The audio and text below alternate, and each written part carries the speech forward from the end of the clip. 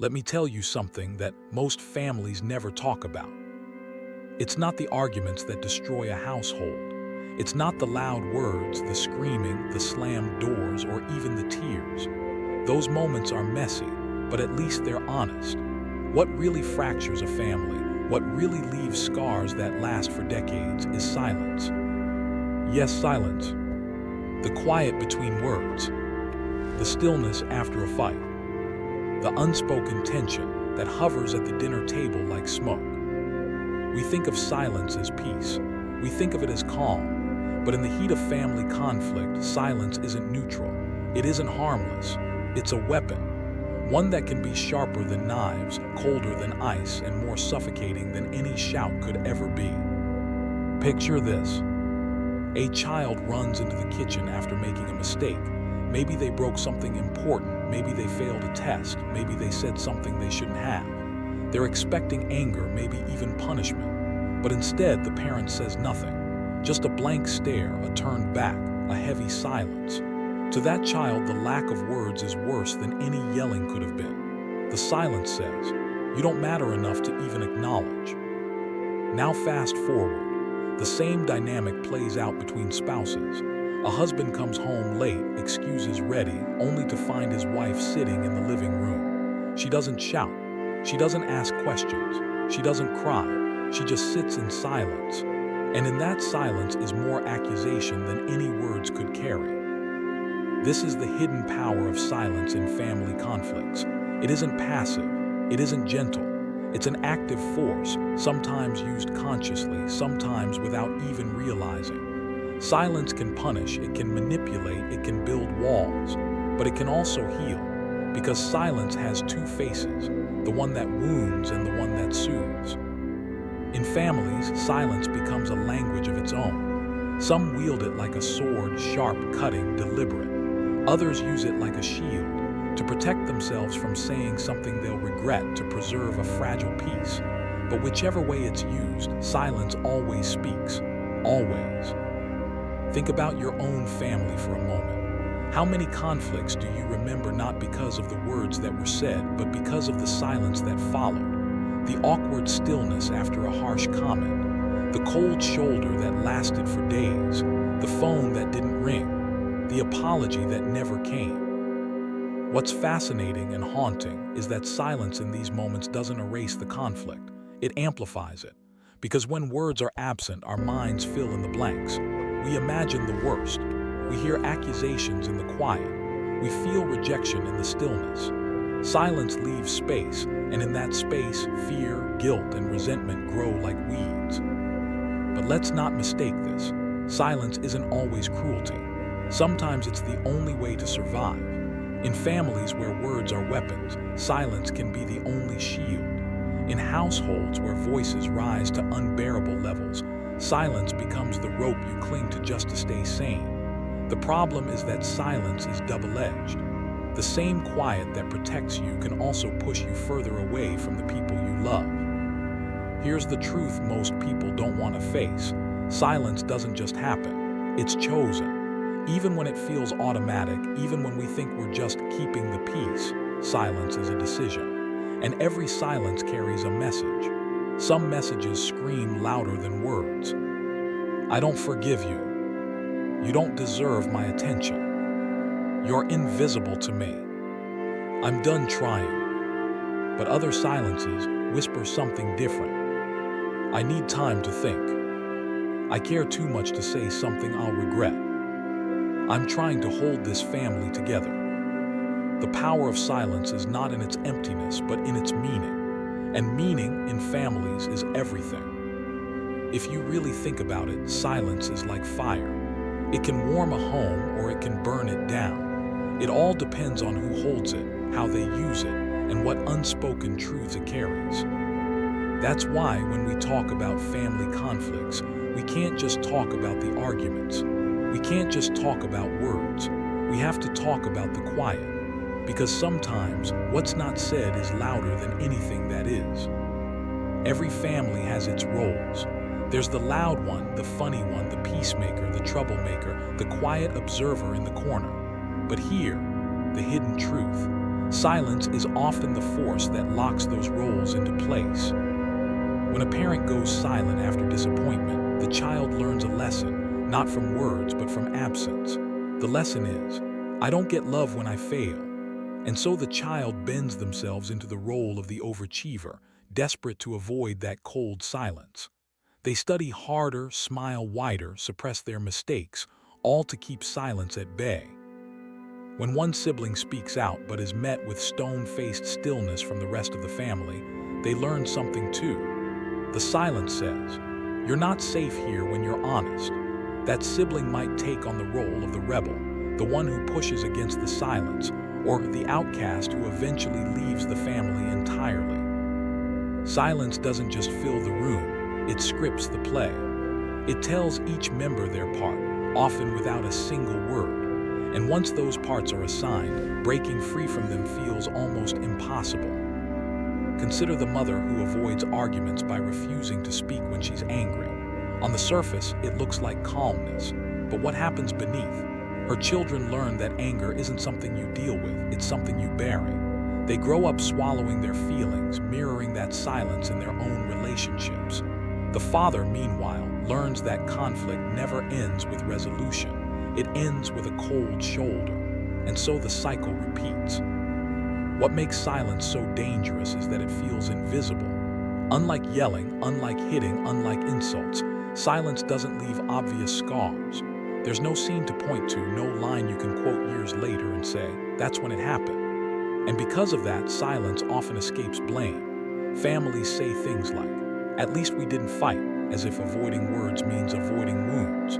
But silence wounds in ways words never could. Here, why? Words are concrete. They can be cruel, yes, but they can also be clarified. A parent can say something harsh in anger and later say, I didn't mean it that way.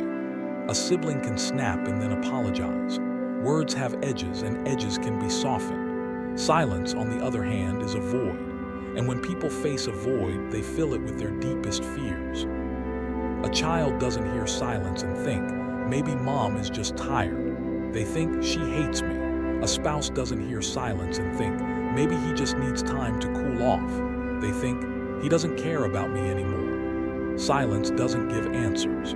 It forces people to invent them, and those invented answers are often darker than the truth. That's why silence can be more damaging than shouting. A shouted insult may sting, but at least you know where you stand. Silence leaves you standing in a fog, unsure if you're forgiven, forgotten, or simply unloved. And here's the hidden cruelty. Silence often masquerades as strength. Families justify it. They say, I stay quiet because I don't want to fight. Or I use silence so I don't say something I'll regret. And sometimes that's true. Sometimes silence is restraint, but other times silence is simply control. It's a way of saying, I decide when this conversation ends. I decide when you're acknowledged again. It places one person in the role of the gatekeeper, the other in the role of the beggar. Have you ever noticed that silence rarely feels equal? When one person withdraws into quiet, the other is left scrambling. One waits, the other chases. One withholds, the other pleads. Silence in conflict doesn't balance the scales, it tips them. It creates power dynamics that can last for years. Children especially are vulnerable to this. When parents use silence as punishment, it imprints a message so deep that even decades later, those children, now adults, feel paralyzed by silence in their own relationships. They can't stand not getting a text back. They crumble when their partner gives them the cold shoulder, because in their nervous system, silence is still punishment. It still means, I am unworthy. But here, where silence gets even more twisted, sometimes the person using it doesn't even know they're doing harm. They might genuinely believe they're being peaceful. They might think their silence is love, that by not yelling, by not exploding, they're protecting the family. And in some moments that's true, but peace built on silence is fragile. It's a peace where nothing is ever resolved, only buried. And buried things don't disappear, they rot.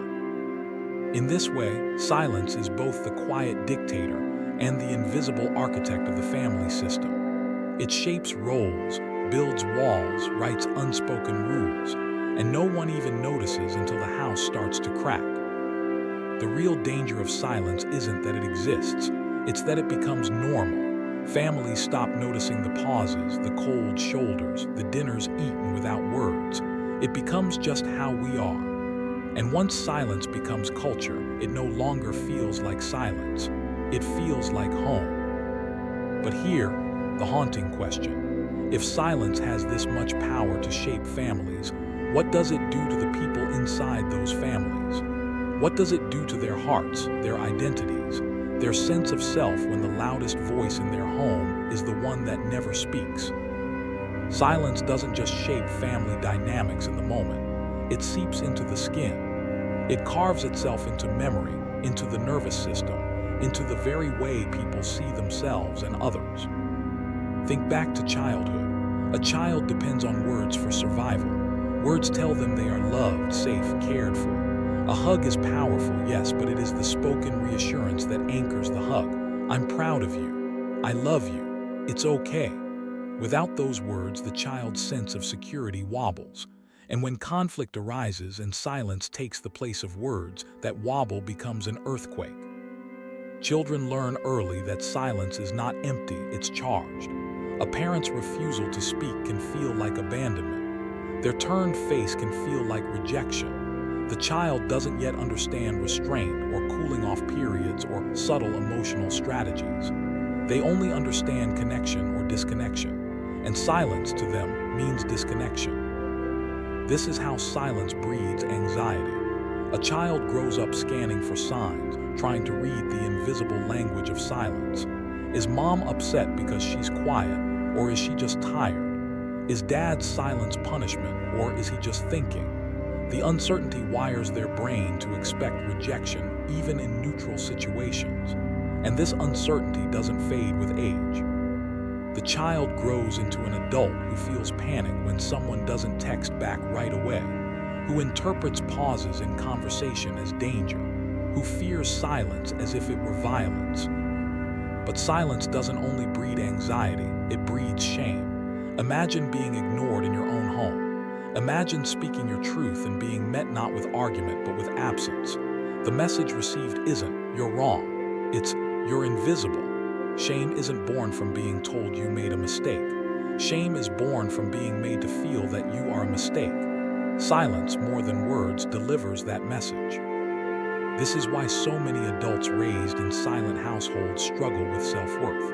They may be successful, intelligent, even admired by others, but deep down, silence taught them they weren't enough. Every unreturned call, every cold shoulder, every unspoken word drilled the same lesson. You are not worth the effort it takes to speak to you. That lesson doesn't vanish just because the child grows older. It becomes their inner voice. And then there's intimacy. Silence in families doesn't stay confined within those walls. It follows people into their marriages, their friendships, their workplaces. A person raised on silence may crave closeness but sabotage it at the first sign of withdrawal. If their partner goes quiet, even for healthy reasons, panic sets in. They may lash out, desperate to break the silence or withdraw themselves, recreating the very pattern they hated as a child. Silence becomes both their fear and their habit. In some cases, silence turns into control. Those who grew up powerless against the silence of others sometimes learn to wield it themselves. They discover that withholding words makes people squirm, makes them chase, makes them submit. And so the cycle continues. The silence becomes the silencer. But perhaps the deepest wound silence leaves is confusion. Because silence is ambiguous, it doesn't leave clear answers. A slap says, "I was angry." A shout says, "I was overwhelmed." But silence says nothing. And when silence says nothing, the mind fills in everything. Children raised on silence often wrestle with questions that never go away. Why didn't they talk to me? Was I really that unworthy? Did I do something unforgivable? Those questions linger long after the conflict is forgotten. Even as adults, silence remains a trigger. A friend who goes quiet after a disagreement feels like betrayal. A boss who doesn't give feedback feels like disapproval. A partner who withdraws feels like abandonment. Silence becomes the shadow that stretches across every relationship. And here, the haunting paradox. Silence doesn't always come from cruelty. Sometimes parents go silent because they don't know what else to do. Sometimes spouses withdraw because words feel too heavy, too dangerous. Sometimes silence is not punishment, it's fear. Fear of exploding, fear of making things worse, fear of being honest. But intention doesn't erase impact. Whether silence is used to punish or to protect, the person on the receiving end feels the same void. They feel the absence, the rejection, the uncertainty. Silence doesn't care about your reasons. Silence only delivers its message. You are alone in this. That message, repeated enough times, becomes a wound that doesn't close. It shapes how people love, how they argue, how they see themselves. It explains why some adults chase validation with desperation, why some avoid conflict like death, why some use silence as their sharpest weapon. Silence doesn't just end conversations, it ends connection. And in families where connection is supposed to be strongest, that loss is devastating. And yet here's the twist, the same silence that wounds can also heal. Because silence, when chosen consciously, can be more than absence. It can be space, it can be reflection, it can be mercy. The same silence that isolates can also protect. The difference lies in intention and in what follows the silence. But before we talk about silence as healing, we have to understand one thing clearly. Silence in family conflict is never neutral. It always speaks. And if you don't give it meaning, it will give you one. In the end, silence in family conflicts is never just silence.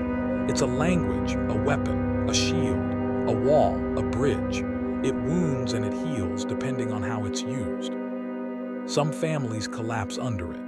Years pass and conversations that could have changed everything are never spoken. Regrets pile up. Distances widen. People who once shared a roof end up strangers, all because silence was left to speak for them. But silence doesn't have to be destruction. It can also be a pause, a moment to breathe, a way of saying, I'm giving us space so I can return with clarity, not fire. When followed by honesty, silence can be powerful medicine. The question isn't whether silence has power. It always does. The question is, what kind of power are you giving it in your family? So the next time conflict rises, pay attention to the quiet. Ask yourself, does this silence build walls or does it build space for something better? Because in the end, silence will shape your family. The only choice you have is how.